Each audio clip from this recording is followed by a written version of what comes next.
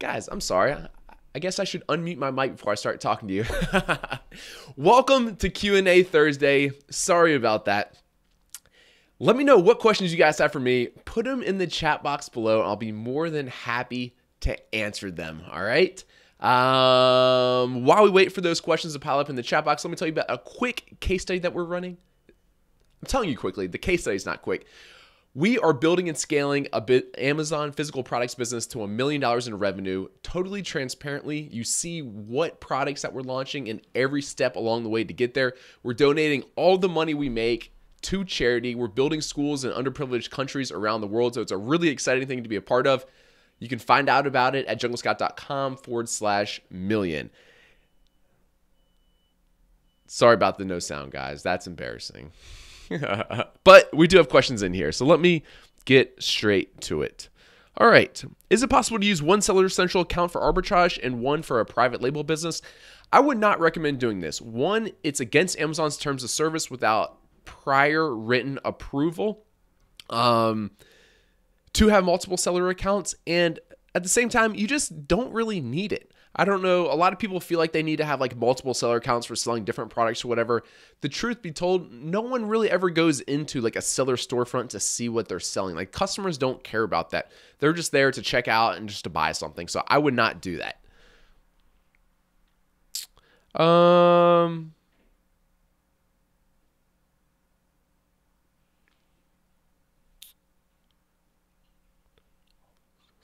The monthly sales provided in the Jungle Scout doesn't match up when totaling all of sales. What's the difference? Also, no sound. Sorry about that. I have the sound back now. Rick, can you be a little bit more specific? I don't quite understand your question. I'm more than happy to explain to you how we get our estimated sales, how we're able to do that, and kind of give you a little bit more insight in how it works, and that will probably make more sense to you. But I just don't quite understand your question. If you could just clarify a little bit more, I'd be happy to answer it. All right. I just answered this one. Is it possible to have two Seller Central accounts? Well, kind of answers. Is it possible to have two Seller Central accounts per household for me and my son? I think this is a gray area.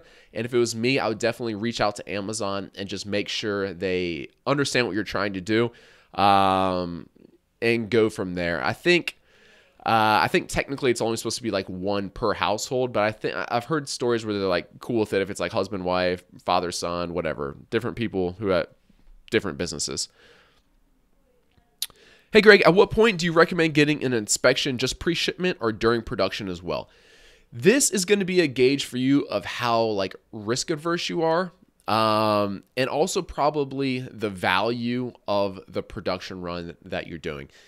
If the value of all your goods is only like, let's say $1,000, it doesn't make a whole lot of sense to do like two inspections that cost like $150 or $200 each. That, would increase your order by like 30 or 40%. So it doesn't really make sense. At the same time, if you're doing a production run that's like $20,000, then all of a sudden, to me, it makes sense to do like a DurPro, which is during production, and like a final inspection before you ship the goods. So yeah, you're just going to have to kind of gauge that for yourself. What I do, if it's a lower value order, I usually just do one inspection right at the end, or sometimes not at all.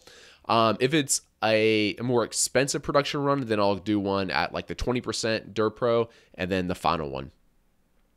All right.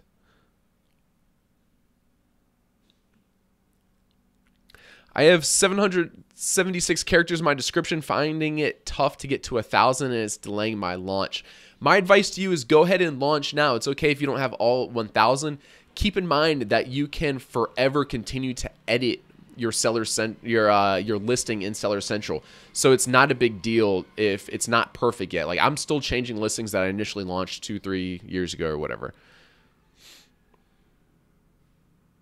I have some questions. I have some questions about the Jungle Scout software.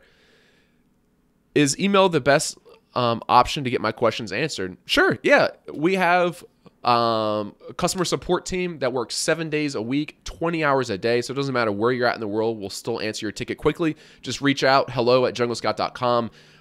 We have a very experienced team that's more than happy to answer any questions you have. Even good factory sales reps often don't answer all my questions on email or WeChat.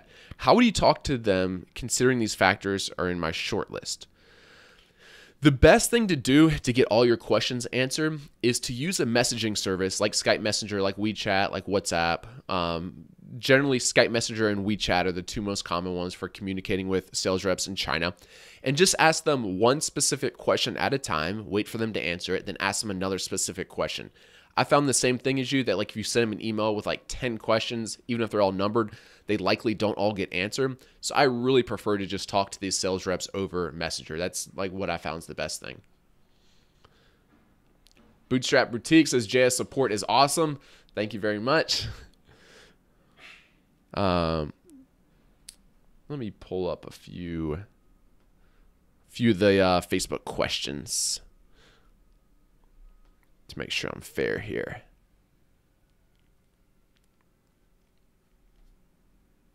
All right. How early should I start doing PPC? This is from Daniel. Good question. If you have like a large marketing budget, I would probably recommend doing PPC from day one. If your capital is, if you're kind of like a little bit on a little bit of a stricter budget, I would probably wait until you have a few reviews before you start PPC, because these listings do convert better once they have a few reviews, what I found. But I generally go ahead and just start it from day one and try to go ahead and get sales through PPC from day one. Did you have any issues importing Bamboo? I didn't have any issues importing Bamboo, but I do remember that I had to fill out some information. I think if you Google like Bamboo Tracy Act or something along those lines, I did have to ask my supplier like what is the like the specific type of bamboo, and I think a few other pieces of information, but I don't really remember all the details because I just did that way back in day one, and my freight forwarders kind of just saved that information. All right. Hey, Greg, I believe you sent stuff directly from to FBA from the manufacturer. How do you tag them for Amazon to know the inventory? All right. So what you do before you send anything into Amazon, you have to create a shipment plan through Seller Central. When you create a shipment plan, they give you carton labels. They ask you like what's inside the carton. You also have to submit like weight and dimensions. If it's being shipped on pallets, then they also give you labels to put on the pallets. So that's how they know who's shipping that in from, what's being sent in and who's shipping that in. So it's a shipment plan through Amazon Seller Central. What do you think about prep centers? Carlos asked this. I try not to use, or I never have used prep centers because I always have everything just prepped from the factory in China. If you're doing something like importing one thing from China and the other thing like in the US, and you have to like combine them or something, then I'd use a prep center because I'm not into like doing work like that. But yeah, if like, I guess I don't have too much more information from you besides that, just Carlos. You may be doing something else like online arbitrage and needs to be prepped or whatever else, but I don't really do any prep to my products. It's just all done in the factory. Hey, Greg, does Amazon sponsored products get more expensive during the holiday period? I expect to launch a product at the end of November. I don't believe so. If it does, it doesn't seem like a big enough jump for me to ever like notice and, kind of remember that. Is the 250 backend keyword limit for each field or total combined? I believe that's total combined. To be completely honest with you, like a lot of people seem like worried about this, but the truth is all your main keywords, all your relevant keywords should really be in your listing anyway, like in the title or bullet points or description. So don't get too concerned about like these back-end keywords. Like, yeah, I put them in there, but I doubt it really makes that big of a difference.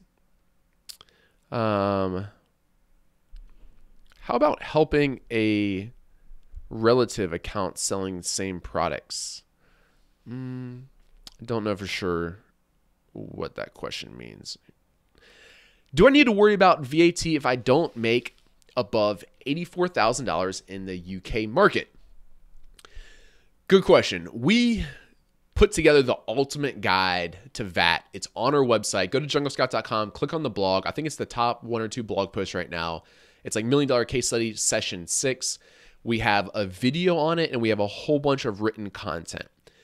For us, we're going to be selling sleeping bags in the UK. So for us, we have a US business that is going to be, that registered a Seller Central account is going to be selling in the UK.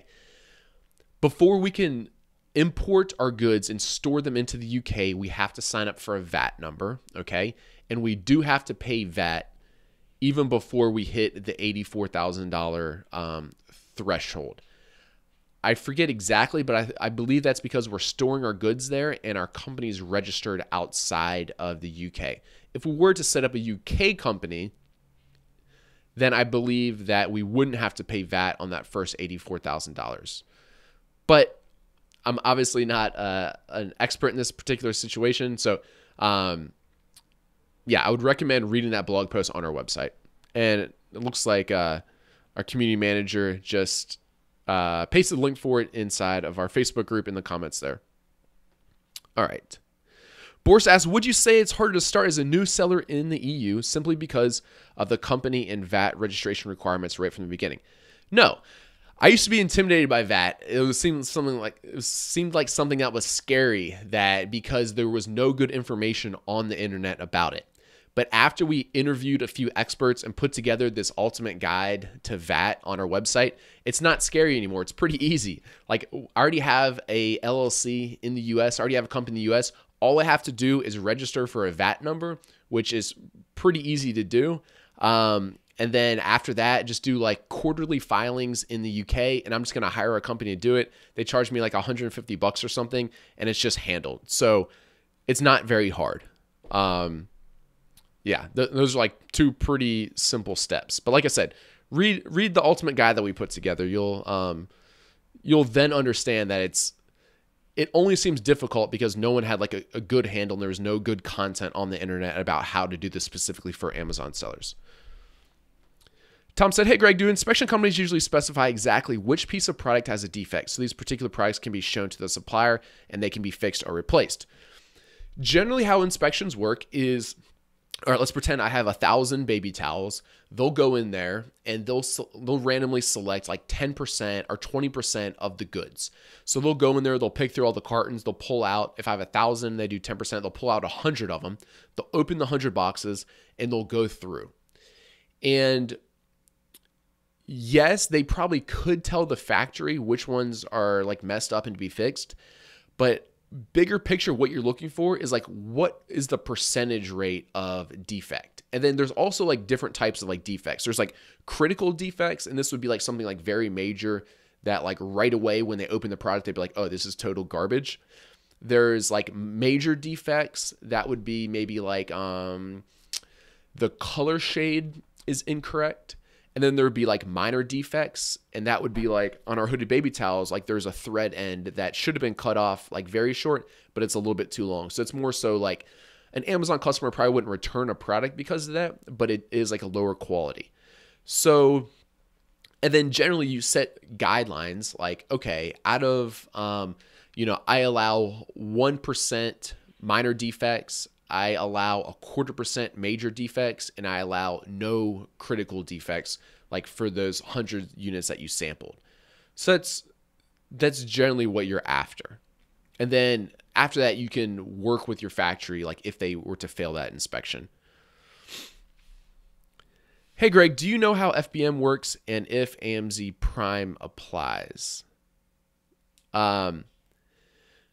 So I know how FBM works. FBM's fulfilled by merchant. That means that you as the merchant are going to store it either in your garage or your warehouse or a third-party fulfillment center. And when someone places an order, you ship it to them, okay? Does Prime apply? There is seller fulfilled Prime. However, I'm not too familiar with it because I've never used it.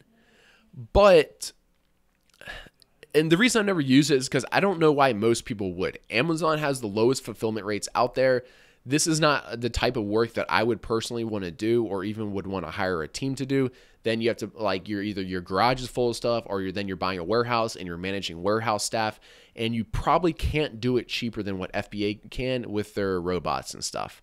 So yeah, even with FBA and seller fulfilled Prime, you still have to pay the Amazon commissions. You just don't have to pay the FBA fees, like the pick, pack, and ship fees. All right.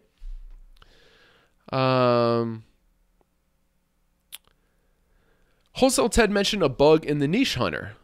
Looking to make a decision on buying the Niche Hunter, can you advise? Sure. So I don't know for exactly which one you're talking about. This is software and bugs do happen from time to time. That being said, we have, I think, 13 or 14 developers now, so we are able to fix bugs when they're discovered very quickly. Depending on when this was found out, can definitely imagine that this has already been fixed. But if you want to email in support, we can double check to make sure. I just don't know too many more details about the specific bug that you're talking about. Can you arbitrage and private label from one seller account? Yes, absolutely. Is it possible to do FBA and merchant for the same product? What would be the issues? Yes, you can list you can have like two offers on the same listing, one FBA and one FBM. Occasionally sellers do this because, like, if they run out of stock through FBA, maybe they have some like units at their house or another warehouse or whatever else. So you can do that and there's no issues with it. But generally, yeah, I mean, I think the only time someone would choose like the FBM version, because it's going to be slower shipping, would just be if you ran out of stock of the FBA or the Prime offer. Sending products from the factory in China to Amazon's fulfillment center in the U.S., what's the most important thing to remember? Sending products from the factory in China to Amazon's fulfillment center in the U.S., what's the most important thing to remember? The most important thing to remember? I don't know for sure. You need to remember that, yeah, like, you're not going to get a chance to see these goods. So maybe you probably like want to get an inspection done to make sure they're of high quality. There's no like hidden taxes. They're all like very much part of the law. I guess they'd only be hidden if you weren't familiar with them. But there are import duties, regardless whether you're importing to the US or the EU. Yeah, I don't know for sure what else to tell you about that. I'm sorry.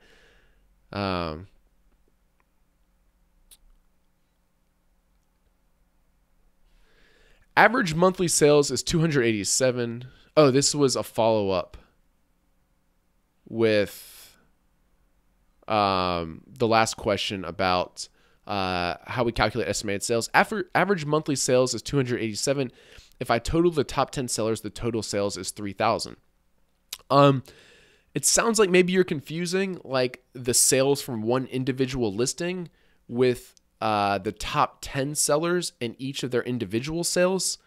So it seems to me like, again, Rick, I'm sorry, this was just as much as information I can pull out from your question, but it seems like, you're just looking at one individual product that sells 287.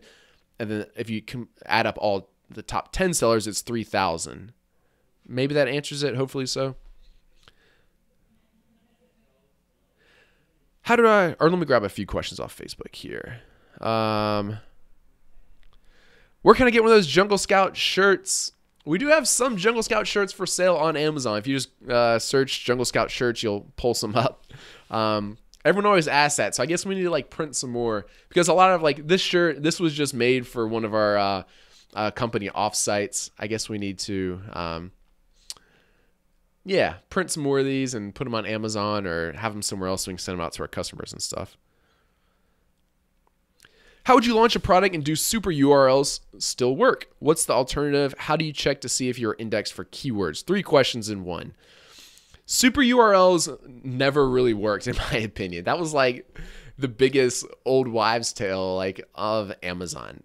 Super URLs, I don't think ever worked. They still, I don't think, make any difference. People thought just because you put the keywords into the URL that then Amazon would think that the seller searched that. However, like, there's a lot of other ways for them to know whether you searched that and then landed on that page, like JavaScript.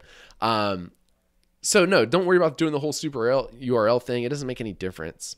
Sorry, now that question disappeared. Oh no. Let's see. What were the other parts of it? What was your launch process? What I do to launch a product, I give away coupons on JumpSend. This helps me get initial sales. Through initial sales, then I start to rank better. There's also a chance I get reviews from those, so that's good. Sorry, I forgot the third question you had for me, and now it disappeared. What is the minimum we need to start an FBA business? In order to launch a private label product, you probably need at least $1,000, preferably $2,000. And if you have more than that, it will be easier to do. That being said, there are other ways to sell products on Amazon. I generally talk about private label because that's my preferred method. Yeah, if you have less than $1,000, then I would recommend doing some of the other things like retail arbitrage, online arbitrage, buying products at wholesale and reselling on them, that type of stuff. Can you go more into a freight forwarder?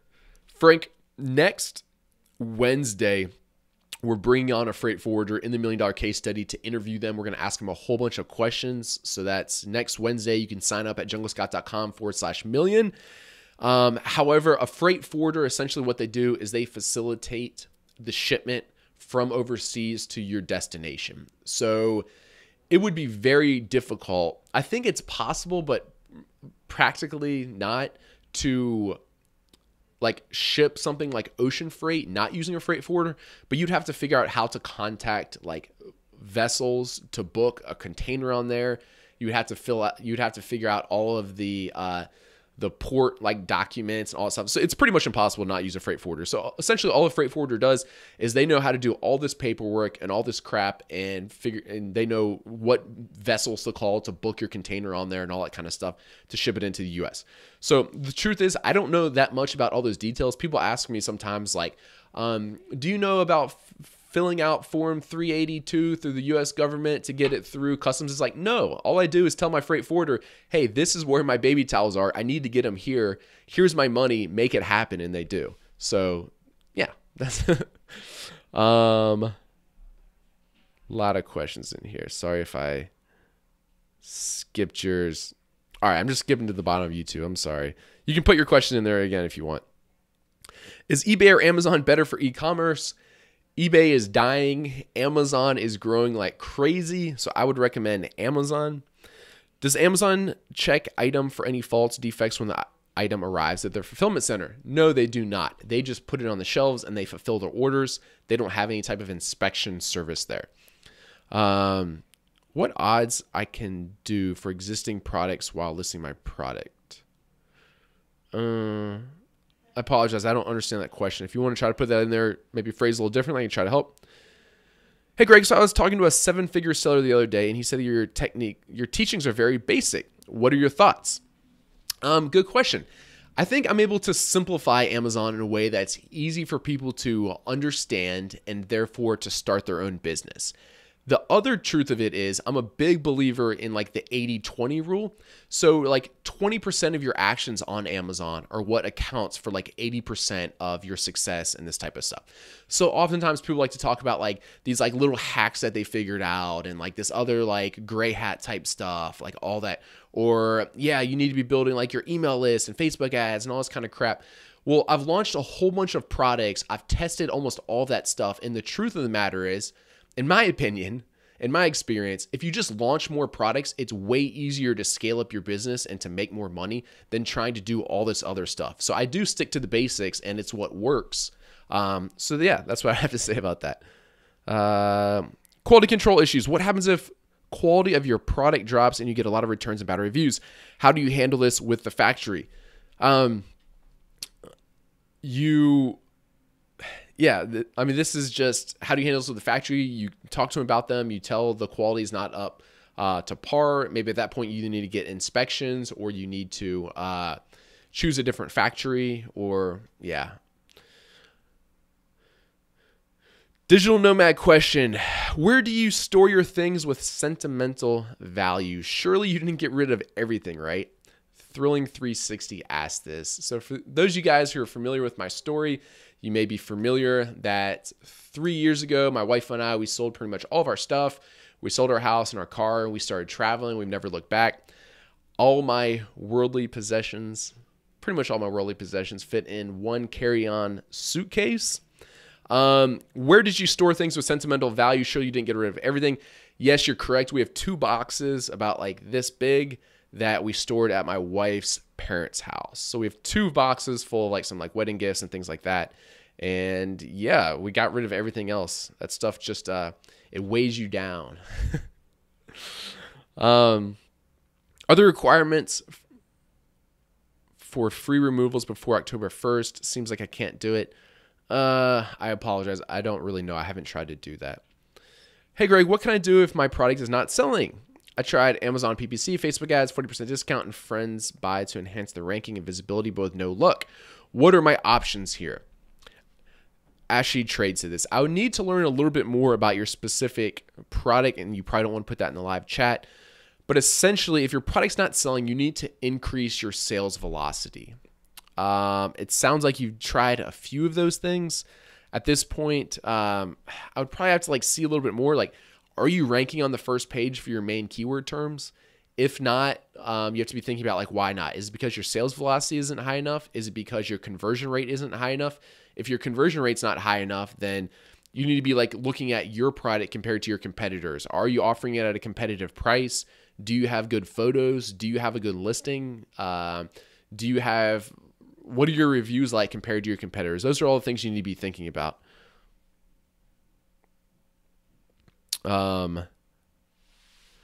China to UK by ship, how long of an average time? It takes about a month. The actual time on the boat is, I think, only like 15 days or something, but they have to like take it to port. They have to load it up on port. It probably gets, I don't know, delayed there. Then they have to take it by ship, and then they have to wait their turn to get into port and then unload it and stuff. And the whole process ends up taking about a month if you ship by ocean. Do you still sell your very first personal product that you started with on Amazon? I do. I still have my very first product on Amazon. It still does well. It has like 2,500 reviews or something. Yeah, and it's ranked number 1 for a whole bunch of keywords. I still have it. What is the best strategy to gain ranking reviews on my new private label product? Got to get this thing moving by peak Q4. In order to get reviews, you need to get sales, and same thing, to improve rank, you need to get sales. My favorite way to get additional sales is through aggressive PPC spend and giving away coupons. Of course, I use JumpSend to give away coupons because it's our product, but you could do that anywhere you want. There's over 100,000 shoppers on JumpSend, and it's pretty dang affordable, so it's a good place to distribute coupons. And then after getting sales, your ranking will improve, and after getting sales, a certain percentage of those people will leave reviews. If I decide to change a factory, do I need to create a new listing? No, absolutely not.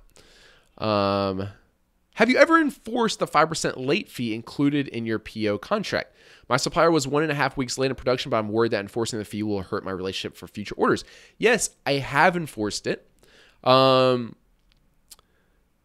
Yeah, this is really up to you. I think it's totally fair for you to enforce this, and it shows them that you are a business and that you mean business and that you mean what you say.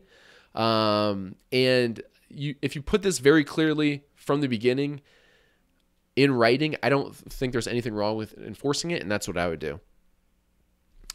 Did you get inspired by the 4-hour work week? So those of you who aren't familiar with, this is a book from Tim Ferriss. Yes, I've read it. Do you feel you've made that life a reality? Sammy B. Trucking asked this, and this is a good question.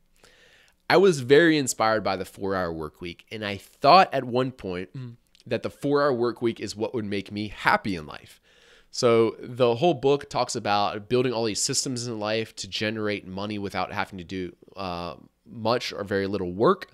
And then that, you only have to work 4 hours a week, and then you spend the rest of the time hanging out on the beach, hanging with friends, doing all those types of things. At one point, I thought that's what was going to make me happy in life. And I lived the 4-hour work week for like a month. After that, I realized that relaxing and vacationing and all this stuff wasn't actually what made me happy. When you work like a job and you only have 2 or 3 weeks of vacation a year, in my opinion, vacation is amazing because you've been working really hard and you really deserve that break and it's some time to kind of like rejuvenate and relax. But after you vacation for like or after you've only worked for a few hours a week for like a month or 2 months or whatever, then you start to then like me personally, at least, I start to think like, is this really what I want to do with my life? Do I just want to sit on a beach for the rest of my life? I probably could. I have really good systems set up. I can live off this Amazon business, and I could probably live the rest of my life only working 4 hours a week. But is that what's really going to make me happy? And for me, the answer was no. I'm a creator. I'm a builder. I like to build things. I like to give back kind of like to society, to do Q&As like this and help you guys and build things like Jungle Scout, which are tools that help people grow their businesses and, you know, achieve this financial freedom. That's what gets me excited about waking up every morning, like getting out of bed early and whatever else. So yeah, those are my thoughts on it.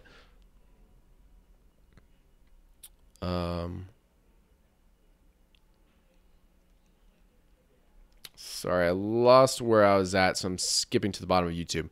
What version of Jungle Scout Pro are you using? Mine does not look like yours. Tracy asked this. Tracy, if you uninstall and reinstall it, you should get the most up-to-date one. Chrome's supposed to automatically update these all the time, but for whatever reason, it seems like 1% of people, or maybe less, don't get the automatic updates from Chrome. So you could try to do that. If not, feel free to always email into support, hello@junglescout.com. We'll be more than happy to help you out. Hey Greg, thanks for the videos. If you are needing to pay yourself too, how much do you recommend on reinvesting?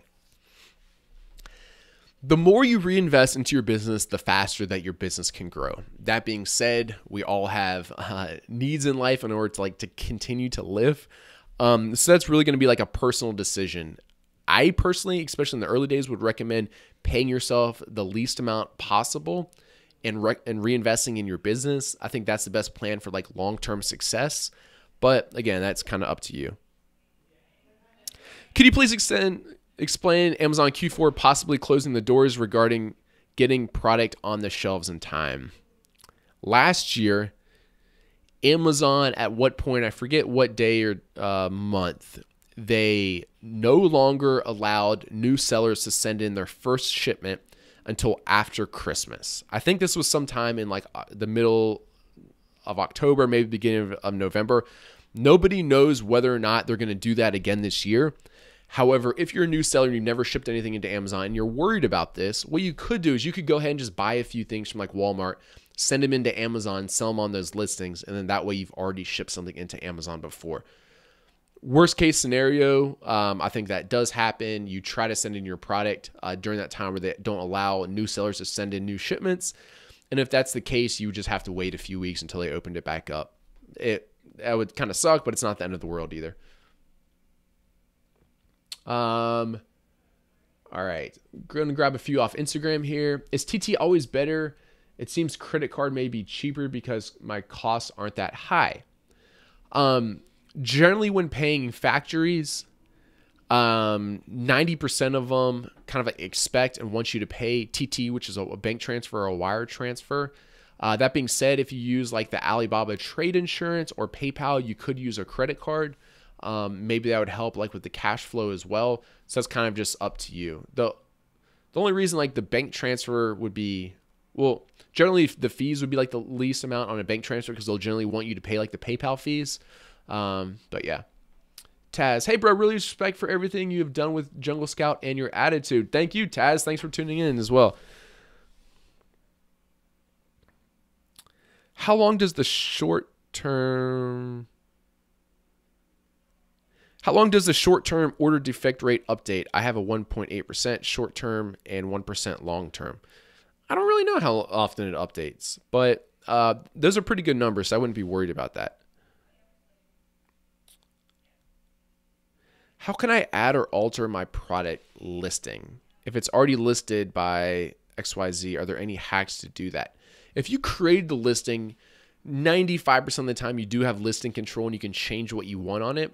But there are some things I don't think Amazon will let you change, at least not without emailing them first, like the SKU, probably the brand or manufacturer. I'm not sure because I've never really tried that.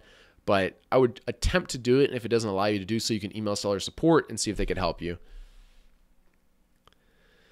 If you ship directly from China to Amazon, do you typically send the labels to the manufacturer and ask them to take care of them? Absolutely. The manufacturer 100% of the time has always done this for free for me. So it seems silly to pay Amazon or anyone else to put the labels on the cartons. And to specify, I print the FNSKUs directly on the packaging, so I don't even use labels for that. What do you think is a realistic MOQ, which is a minimum order quantity, worried about a Q4 sellout? I try to estimate how many units I think I'm going to sell in the first 3 months, and that is how many units that I order. Okay. That's what I recommend for you as well. Okay. Q4 might be a little bit harder because it's harder to predict sales during that time because oftentimes they're quite high. But yeah, that's what I'd recommend. When will JumpSend launch in the UK? Middle of October. The developers sitting behind me have been working really hard on this for like 3 months now. JumpSend is going to launch in the UK in the middle of October, and it's going to launch in Germany shortly thereafter. And then, I don't know for sure about the rest of the EU. That would probably be Q1 of next year. Patent pending, good fundamentals, many sellers. One states patent pending, Google search confusing. I'm thinking about just trying it. Bad idea, ? Potentially a bad idea.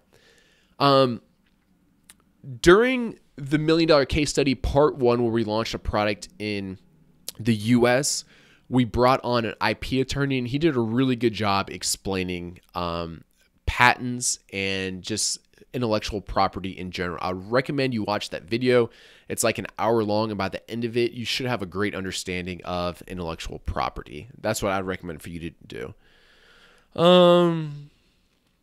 Hey, Greg, I'm looking at possibly a product through Alibaba that sources from Pakistan. Do you know anything about sourcing from countries other than China?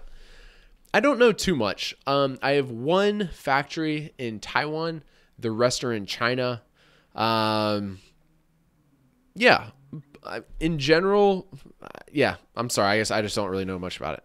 Clearly, you have no children. I don't have any children yet. Maybe one day, but not right now. I want to import something into the EU from China made of ABS plastic and chrome-plated iron. None of the suppliers in China have REACH or ROHS certifications. What would you do? I would ask for them to get these certifications.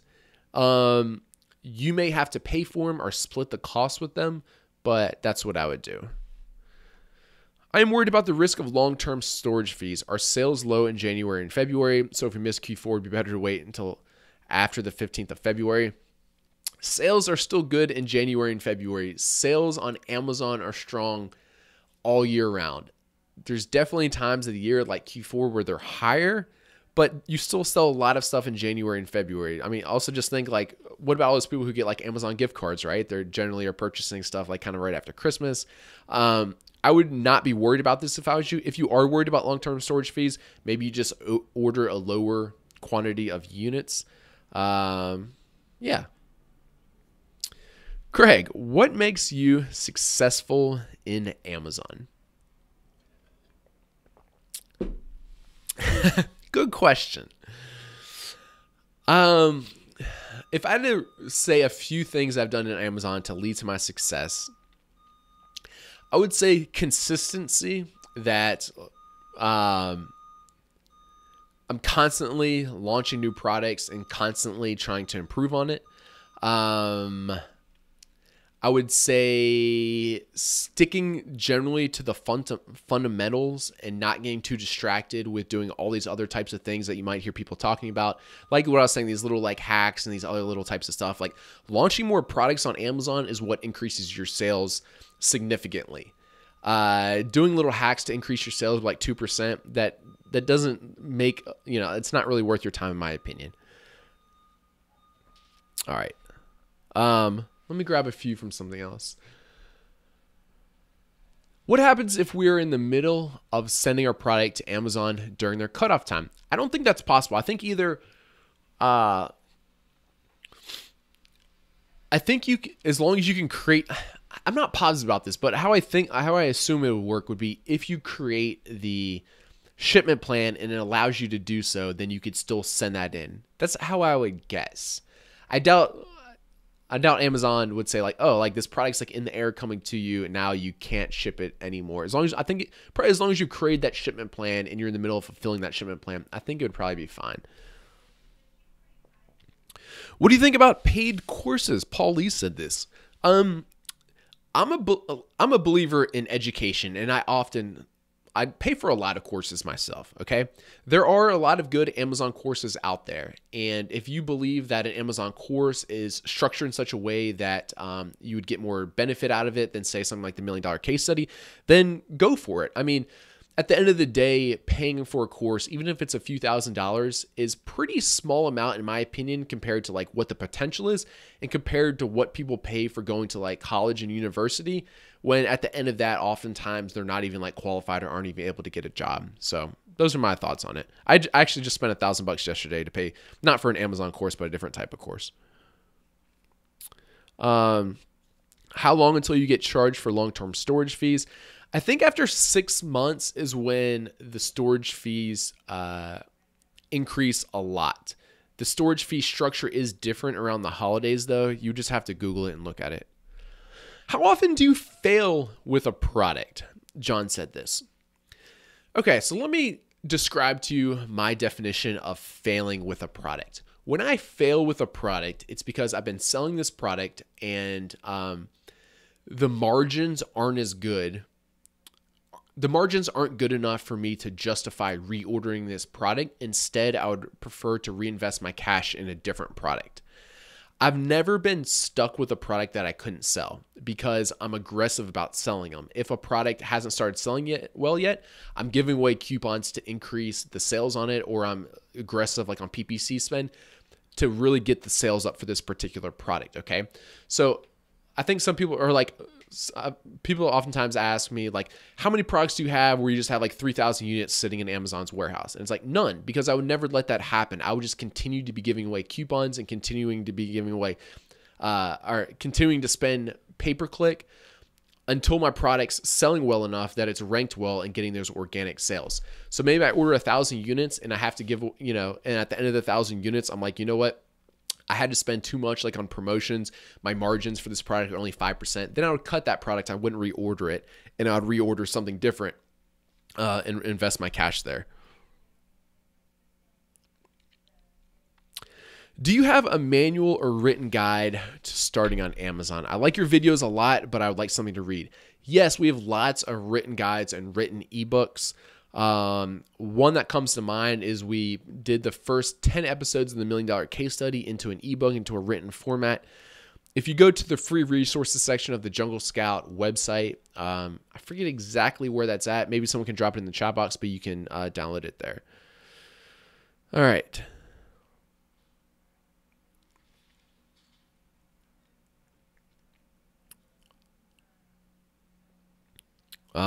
Let's see here. Oh man, it's already 45. Okay, we have time for a few more questions and we have to wrap it up. Let me see here. Let me try to find a few that I think would apply to the most people. There are people saying that private label is dead because of too many sellers, especially from China, that have very competitive price, and the one benefit from this are the Amazon gurus. Your opinion? So I started selling on Amazon like 4 or 5 years ago, and 4 or 5 years ago, everyone was telling me that Amazon selling private label products on Amazon was too competitive now, that I couldn't do it since there was other information about there, and since that it was now too competitive. So this was like 5 years ago. Since then, I've launched over like 100 successful products on Amazon and made a lot of money from it. And we just launched our hooded baby towels like 2 or 3 months ago, and they're doing well. We're on track to sell 800 units this month. The pink ones are most popular, then white, and then blue.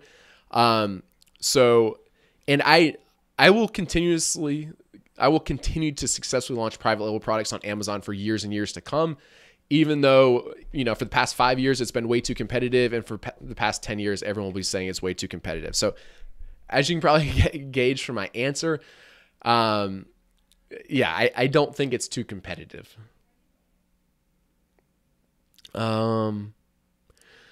What about translating listings to sell across Europe? I would probably recommend hiring someone off like Upwork or a different translation service to do this. Yeah, you do have to have your listings in the local language if they're on France or Italy or Spain or whatever else. If you can't speak those languages, I unfortunately can only speak English, then I would hire a translator like off Upwork to do that.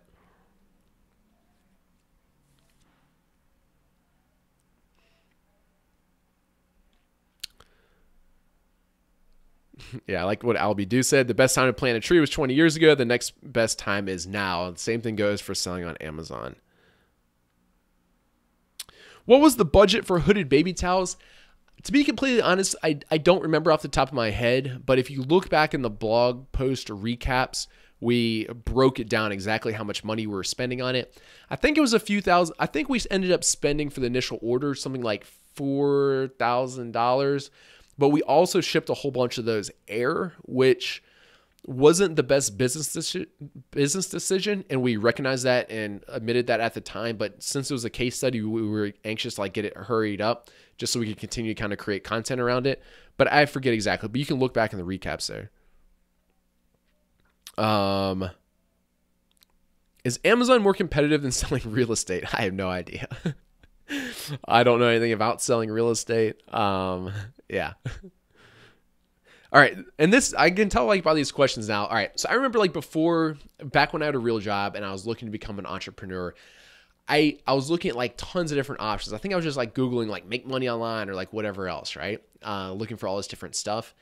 At some point, and I think I was like very confused because I didn't know what to spend my time and my money on. My advice to you guys, if you're in that scenario, would just be to pick something, go all in, not get distracted by like other potential opportunities out there, and just give it like at least a year and see where that goes.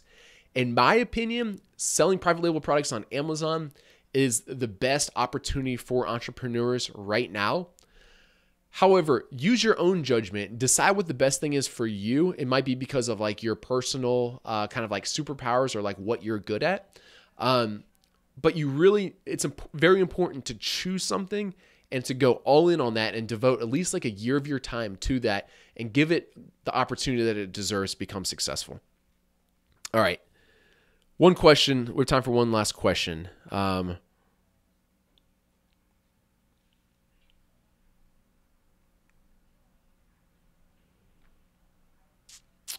right. This one's kind of long, but I think it's good. Nick Phelps says this. I started using JumpSend to give listing a bump in my ranks. My plan was to boost sales for 15 days. 3 days in, and now my manufacturer just informed me that our restock will be delayed.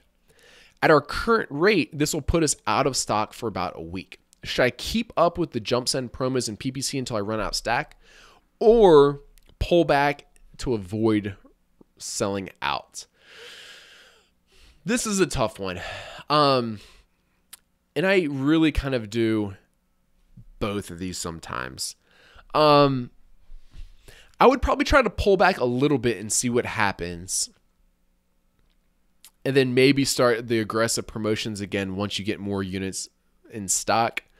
It's kind of hard though. Like, I think either route is fine.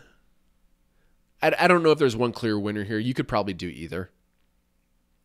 All right. This is my last one. Can I start with a personal account on Amazon and then move to a professional? Andreas, yes, you can. Amazon allows you to upgrade that at a later point. All right, this is my last one because I've kind of been slacking on the Instagram questions. Potential of selling in France. If France you think is the lowest barrier of entry for you to get in to selling on Amazon, then I would go for it. It's definitely one of the smaller marketplaces, but at the end of the day, does it really matter to you whether it does $1 billion or $10 billion worth of sales? Not really, right? You're probably trying to just carve off like a little piece of like $5,000, $10,000, $50,000 worth of sales a month, which there's definitely enough volume there to do that. With that being said, guys, I know there's a lot of questions that have gone unanswered, but I have work to do. We still have to make Jungle Scout better. We strive to do this every single day. I have to get back there and join some of the team so I can do my part to do that. Thank you very much for tuning in. If you haven't already done so, if you could hit the like button below or the subscribe button below if you're tuning in on YouTube, that'll make sure that you guys know about when I go live to answer your questions. If you haven't already signed up for the $1 million case study, you're crazy. So go ahead and do it. junglescout.com/million. I will see you next Thursday, same time, same place. I hope you have a great rest of the day and talk soon. Bye-bye.